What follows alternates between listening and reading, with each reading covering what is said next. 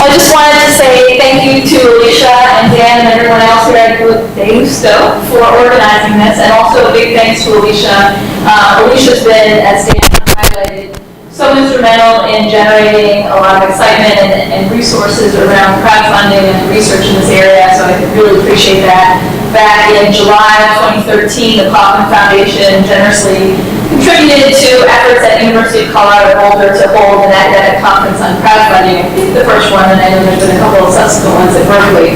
But we brought together legal scholars, scholars from IS, scholars from marketing.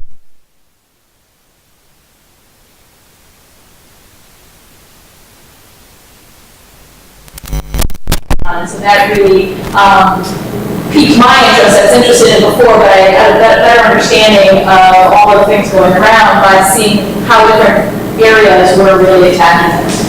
So what I want to start out with is this. Anyone know who this might be up in this corner? So I'll take you back to 1713. This is the poet Alexander Pope. And he's dreaming of translating Homer's Iliad from the Greek into English. And so what did he do? He crowdfunded it. He asked for contributions from some of the early editions. So kind of a classic pre-order model, right? So this goes back to 1713. Hopefully those of you from the US recognize this Statue of Liberty. So fast forward to 1885. The French government is just finalizing their centennial gift to the United States, the Statue of Liberty, and we have nowhere to put it. So Joseph Pulitzer, a newspaper publisher, decides to generate some interest around getting people to contribute for the pedestal. So this is a classic perks model, right? So you can contribute $1 and get a 6-inch statue of the Statue of Liberty, or $5 you can get a 12-inch statue of the Statue of Liberty. So he raised over $100,000 in that time. That's equal to about $2.5 million today to build a pedestal for the Statue of Liberty. So I bring this up because, obviously we think crowdfunding is new, but there's a lot that's been going on in the past. Fast forward to today, we have two campaigns. Those of you who do research on crowdfunding are probably familiar with both of these. The Pebble Watch in the lower left-hand corner was the biggest crowdfunding campaign until about the time of the Academy of Management meetings. So there were a couple of different sessions on crowdfunding during the Academy of Management meetings in August. And during that time, the Coolest Cooler pulled ahead. The Coolest Cooler raised over $13 million for essentially a brightly colored cooler that has a USB port, a blender, as well as some of the other, I don't know, you guys might know more about the Coolest Cooler than I do. But what's different here? So what we have now are these computer-mediated platforms that really facilitate this. So you go back to Alexander Pope, you go back to Pulitzer. Pulitzer had a newspaper, so he was able to get the word out more broadly. But to generate this kind of interest and excitement around a campaign was obviously much more challenging without some of these computer-mediated technologies that we now have. And some of the statistics, I'm sure a lot of you are familiar with these statistics. About $5.1 billion went into crowdfunding in 2013. And there's now about 800 platforms. So when Kickstarter began in 2009, there were just a handful of platforms out there, and we've just seen an explosion of growth in terms of not just the number of campaigns out there, but the number of platforms to try to facilitate these. So what I'd like to do is, and then there's also been some research which has really started to appear in top management journals, in marketing journals, and IS journals as well. So I'm going to review that literature and kind of give you a broad overview of that. But before I do that and make some sense of it, what I'd like you to think about is really what does crowdfunding represent? Because there's so much interest on it. You see all the press campaigns about these really successful Coolest Cooler campaigns and things like that. But I'd like you to step back a minute and think about what this really represents. And when we go through what research we have so far, I think it'll help put some structure around that. So, market validation of ideas.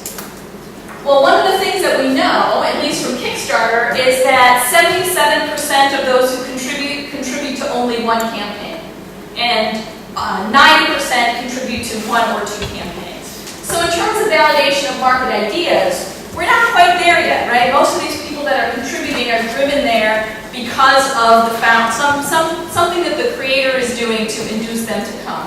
And if you look at some of the statistics from crowdsource.org, very consistent with what they find in that 90% of the contributions are driven there directly by the creator or the creative team. So this notion that it's this huge mass of people that are validating these ideas, we're not quite there yet. That's about 10%, but the other 90% is driven there by kind of the friends and family dynamic.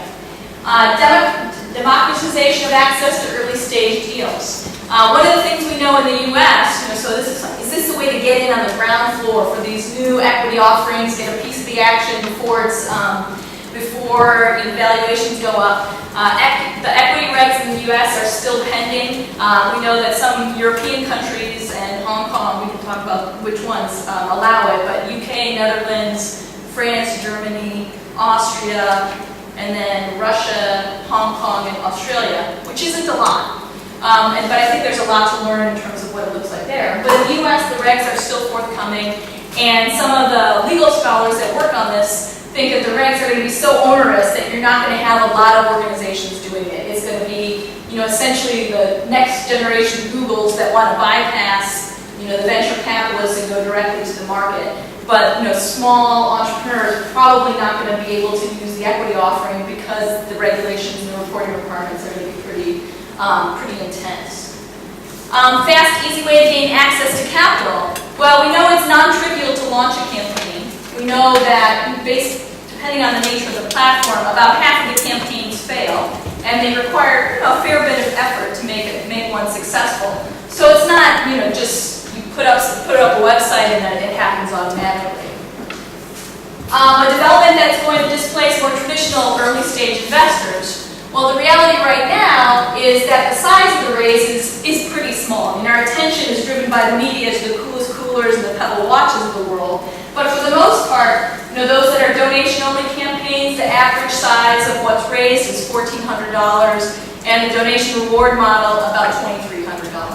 So you're not going to build a new facility on $2,300. So in terms of the later stage, the more professionalized investors, this is coming in quite a bit earlier than that. So that gives you kind of just sets the stage in terms of what the hype is and what the reality is today. There's been some really interesting research that's come out. Most of it is really focused on the funding and campaign characteristics and how that contributes to campaign success. And then more recently, we've seen a few things coming out looking at the social and economic value created as a result of those campaigns. So Ethan Mullick's most recent work has done some of this, and some of Gordon Birch's work with Chan has looked at some of this as well. What I'm going to do is I'm going to talk about the literature that I was able to find. So I was able to find 12 published studies related to crowdfunding specifically, and another 12 working papers, and I look forward to hearing what you all are working on, that are in pretty good circulation. So what I'm going to present here is based on those findings. And I'm going to break it up by platform because some of the results are different depending on the platform, and I think that there's some interesting things to think about in terms of what's similar and what's different across the different platforms. So if you look at the lending platforms first, so the borrower characteristics is what's really been looked at and what the relationship is to campaign success. A big part of that is how relatable are these individuals. There's identity narratives and how those relate to the people who are actually funding the campaigns. Friends who lend, so those campaigns that are better funded lead to more contributions in the future. And then, actually, Sunil, you've got an interesting paper with Gordon Birch and Grosch on how the cultural and geographic distance affects funding flows at the country level across campaigns. So that's one set of studies. And then there's been some interesting studies using social value platforms like Kiva, for example. Relatability is also important, but what you find in some of these studies is very interesting because some of these non-traditional attributes are significant in terms of campaign success. So things like talking about profits and accomplishments and tenacity are actually negatively related to campaign success, which is the opposite of what you would expect, which is the opposite of what you find with traditional investor mindsets. So you want to think challenge you to think about that as we go through this presentation and think about what does that mean. So we see different factors leading to success when we're talking about the platforms that have a financial incentive associated with them compared to those that don't have a financial incentive associated with them. With Prosper.com, you get interest on your investment, and with Kiva, you do not. And in terms of I'm putting together the donations, perk, and pre-op order model. So these are kind of the Kickstarter type campaigns. And this is where the vast majority of the working papers are right now. And you can see that there's a few different categories. Again, the borrower characteristics, some evidence of gender matching, things like that. So relatability of the borrower to who's ever doing the funding. Some self-mentions, so how that relates to attention and campaign success. And then characteristics of the campaign itself. So I'm sure most of you are familiar with the article that Ethan published in JBB. This does a really nice job of outlining those characteristics, and I know many of you have found similar things in your studies. Is it featured or not? Is there a video? What's the size of the network of the person that's leading the campaign? Is it updated? Are there external endorsements? Those sorts of things. So what kind of attention can you draw to the campaign? And then if you have errors, that's negatively related to success. So that attention to the campaign is where the most work to date is so far. And then there's been some really interesting work looking at social influences, and Sunil, you've done some of this work yourself. This idea of herding, it's different than what you'd expect, right? So when we talked about the lending platforms, prior contributions were positively related to success. Here what we see is either a U-shaped relationship or a negative relationship. There's some evidence of crowding out. With some of the platforms that are threshold platforms, you see a leveling, a reduction once you've got some critical mass, a reduction in contributions, and then for the successful campaigns, an uptake at the end. So the herding is not what you would necessarily expect. It's not that more is better, and once these campaigns start, there's a positive momentum associated with it. Anonymity, there's some interesting research, again, that Sunil has done, looking at whether people think their contributions are visible or not, their name and their identity are visible or not. You get different behavior. People are more likely to contribute but smaller amounts if they think that their identity is going to be known versus if they think there's more anonymity. So that's interesting as well.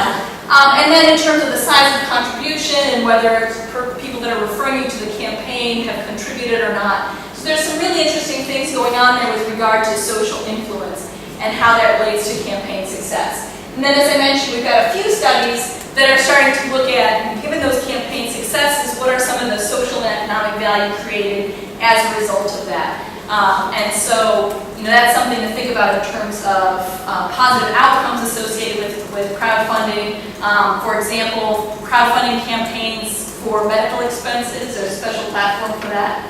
To the extent that that's done in a state that reduces bankruptcy filings in that state, so the presumption there is that if people are able to help with medical expenses, which is one of the main causes of bankruptcy, that can alleviate some of the social cost to society based on managing all the debts that's forgiven as a result of bankruptcy.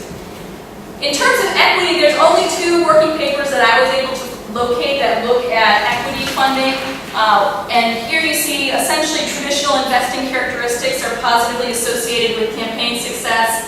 And then, friends, so if you're able to get some lending in the local area, then that accelerates the success of the campaign. ASSOB is the Australian Small Scale Offerings Board, so this is one of the platform that's available in Australia.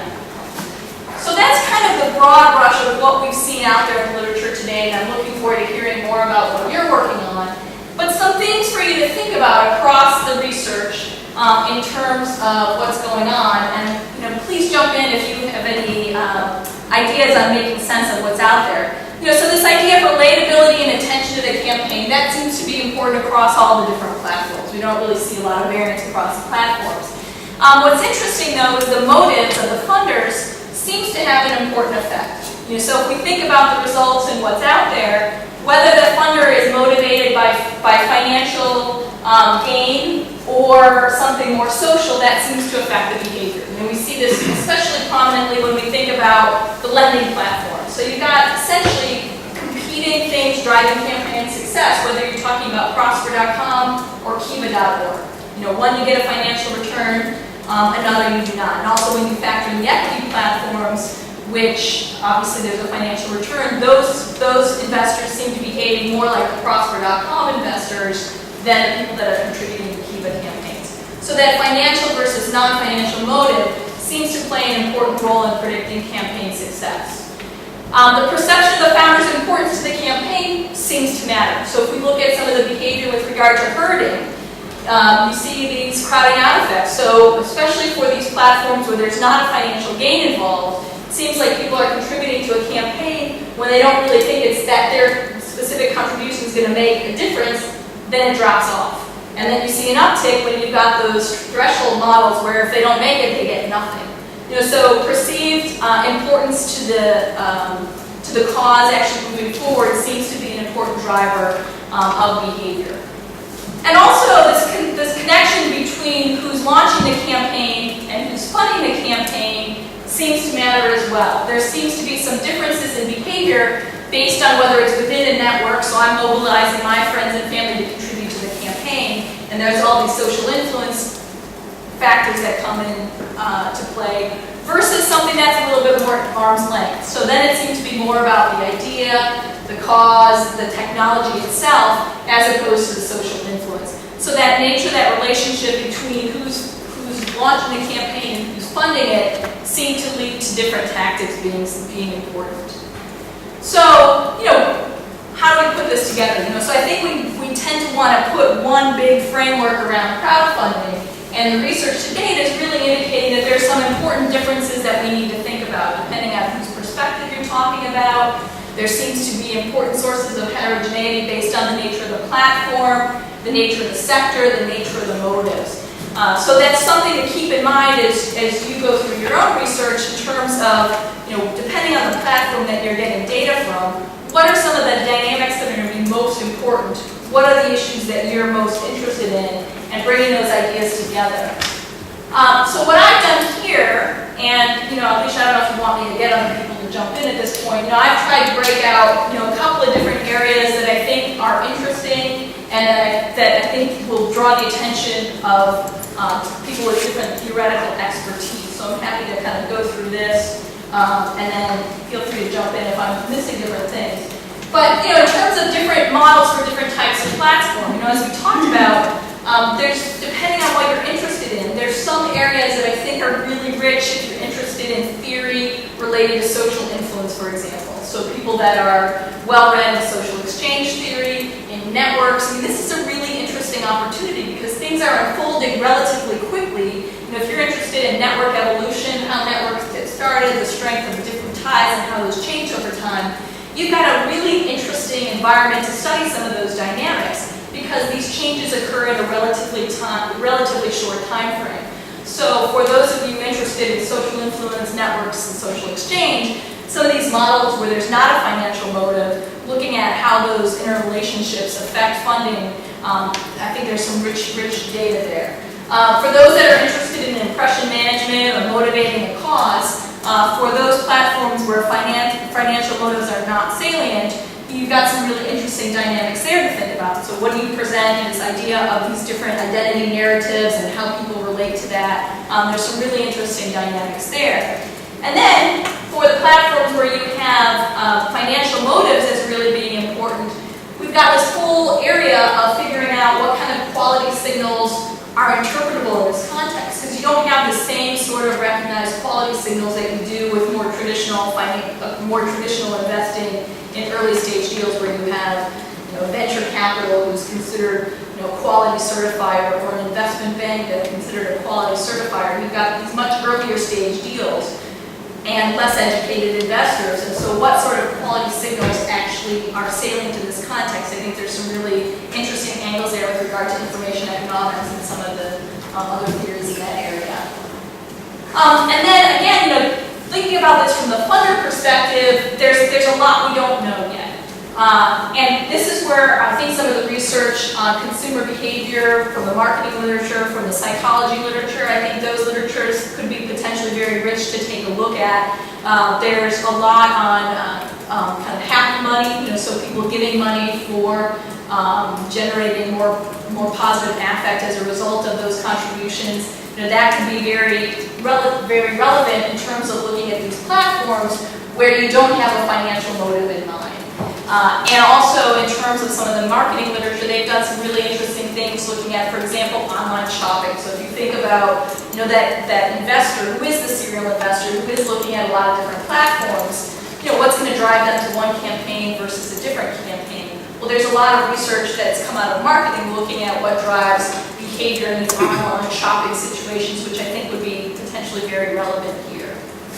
So really understanding that consumer behavior and looking at the funder as a consumer, I think there's some interesting insights that we could draw on from some of the psychology and some of the marketing literature. And then from a strategy perspective, there's some really interesting questions looking at what are the follow-on consequences. So you've successfully raised money through crowdfunding. Does that in some way influence the nature of how resources and capabilities evolve in an organization? Some interesting questions with regard to entrepreneurial persistence. So if you launch a campaign and you're not successful, what does that mean in terms of persistence and your ability to move forward?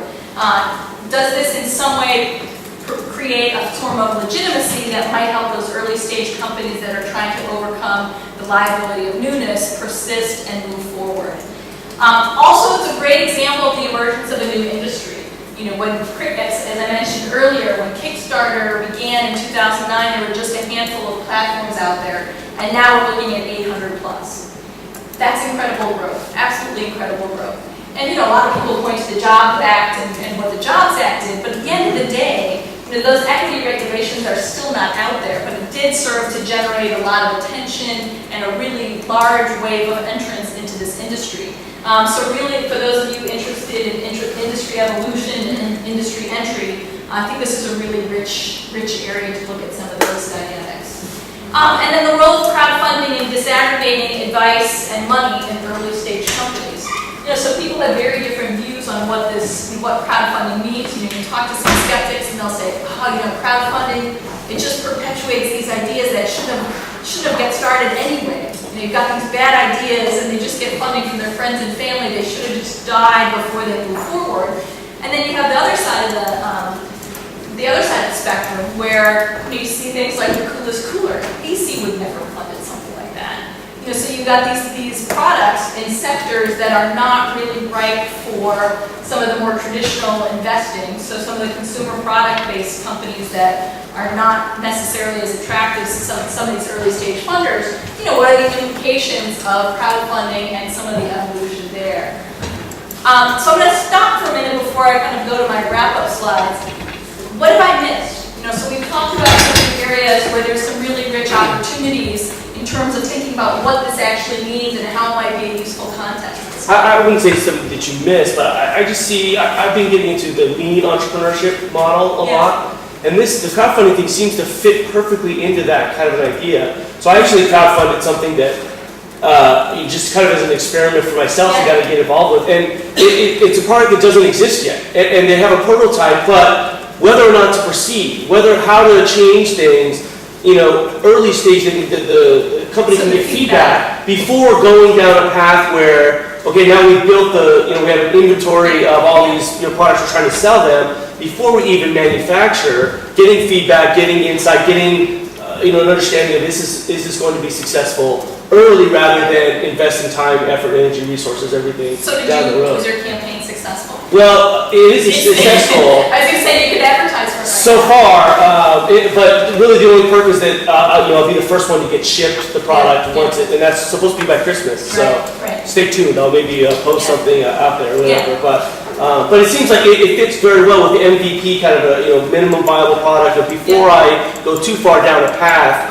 getting some validation, getting some capital to continue to invest before I've even done anything, which kind of shifts the risk a lot to the average consumer as opposed to. And the one thing that I would say as an add-on to that is a lot of that has to do with being able to convince your network to buy in. And if they're not going to buy in, then probably the ability to get a total stranger to buy in is even less. But those campaigns, a lot of times are driven by whether the founder can really drive people to the site to give contributions. So it's also it's also an indicator of, as an individual, your ability To to influence. mobilize resources and to sell your idea to those within your network. Other comments? Yes, So real quick, interesting point on one of the slides that the established companies that are trying to will get into the equity-based crowdfunding, and we had a discussion with Karen yesterday that and there is a couple of instances in Europe where some of the prominent companies try to get into it, but they're not really successful, and I suspect one of the reasons could be that it kind of goes against the concept of crowdfunding, where people want to help the small guys, so they necessarily don't want to help the big guys because they already have the money. So how do you think that's going to play out? I don't know. I think that's really interesting when you think about Google and what they did to raise funds. So, I think in some ways it's a function of how much that company appeals to a broad base. Is it kind of the David and Goliath? Even though it's a larger company, do you feel like this is a company that's turning over the industry or something like that? That kind of organization might be better able to mobilize a crowd to fund it rather than, an existing energy company or something like that, which is kind of following the same models out there. But I think that's a really interesting question, and I think one we don't really know much about. Other questions, comments? So this is, this is what I hope we'll have some discussion of over the course of our time together. What lends itself well to being studied through this context. This is a green pasture here. I think what you have is a very data-rich context and a phenomenon that we know is practically very important, but we really don't know a lot about. So you've got good data, you've got something that's practically important, and then I think in terms of really amplifying the contribution that you can make, thinking about from a theory perspective what we can use this context for to help explain. I think there's a lot of opportunities here. As I mentioned, there's relatively few things that have been published. I could find 12 things in the top academic journals. I would say about 1/3 are in marketing, about 1/3 are in IS, because it's just been so productive. And then, 1/3 in the management literature. So there's also a lesson there too in terms of because this is an emerging phenomenon, there's things that different fields have to say about it. And so don't be too narrow in your view. Make sure you're looking at the literature broadly. But there's not a lot out there. There's 12-ish published papers and another, 12 that are in, good circulation. I'm sure I'll learn more about what you're working on now. But there's a lot of room to make contributions here, and there's some nice data. So I think the area is wide open. The challenge is to make sure you're asking the right questions with those data, because it's not a unidimensional phenomenon. Yeah. But you say there is some nice data out there. Would you be a bit more specific about what do you mean by sources or? Yeah, I'm actually going to talk about that. You're going to talk. Right. Excellent. Yeah. So Alicia and the Kauffman Foundation have been funding this data enclave that's housed at Berkeley, and so I think Alicia will address that shortly. But there's a lot of the sites are very open to having researchers work on the data. You mentioned the CEO of Prosper was at Berkeley conference. Prosper has been very good about sharing their data, and then a lot of people have been scraping data from some of the sites, such as Kickstarter, and the Kauffman Initiative is trying to aggregate that all and make it easier to access that data. We're going to have 15 minutes for Q&A after the next keynote, so I'm sure you all have lots of questions for Sharon, but let's move on to Karen.